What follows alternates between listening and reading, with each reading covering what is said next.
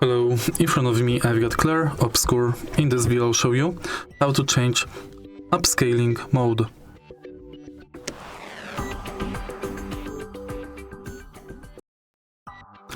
In the beginning, let's go to Game Settings from main menu.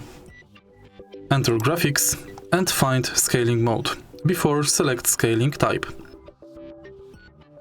You can select between Performance, Ultra Performance, Anti-aliasing, Ultra Quality Plus, Ultra Quality, Quality, and Balanced.